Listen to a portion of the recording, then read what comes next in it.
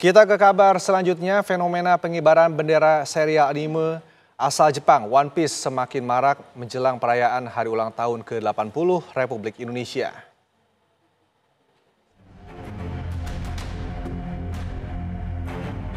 Ramai di media sosial, pengibaran bendera berwarna hitam dengan gambar tengkorak bertopi jerami bersanding dengan bendera merah putih. Ya, bendera One Piece yang viral di masyarakat merupakan bendera milik kru bajak laut topi jerami yang dipimpin karakter utama Monkey D. Luffy yang berambisi menjadi raja bajak laut. Penggunaan simbol atau idiom budaya populer kerap digunakan untuk menyampaikan ekspresi atau pesan tertentu. Memang menarik. Setelah Naruto, ada One Piece. Cuma kan pertanyaannya, ya salah satunya ya? Ya, pertanyaannya kan kenapa kemudian harus manga Jepang yang kemudian naik di permukaan politik Indonesia.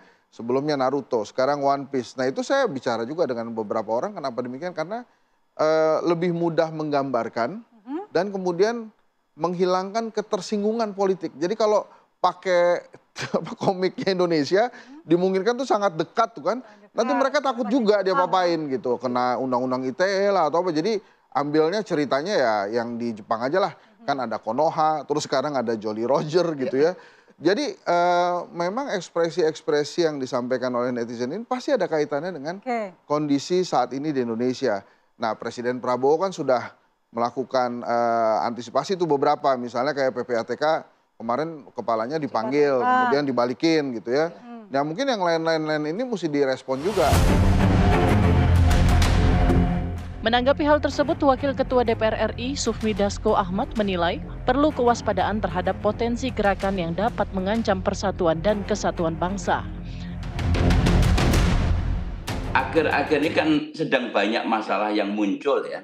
Tetapi saya rasa dengan menggunakan slogan-slogan atau menggunakan alat-alat yang tidak diketahui oleh publik, kita bisa menimbulkan salah persepsi.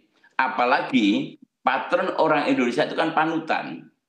Ngikuti benar atau salah itu orang di bawah kadang-kadang ikut aja, tapi nggak ngerti makna dan aturannya atau risikonya. Ini juga bagus agar aparat pemerintah itu hendaknya, seperti yang disampaikan Mas Satya tadi, sebelum membuat satu statement tentang pemblokiran rekening, kemudian ketentuan masalah pencabutan lahan yang tidak dimanfaatkan, ini harus dijelaskan dulu kepada publik.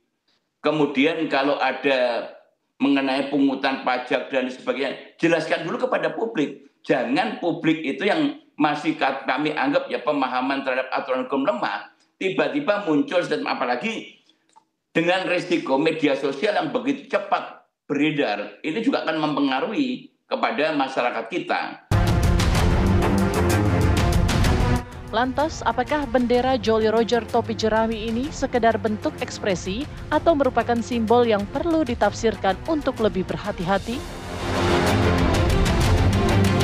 Tim TV One mengabarkan.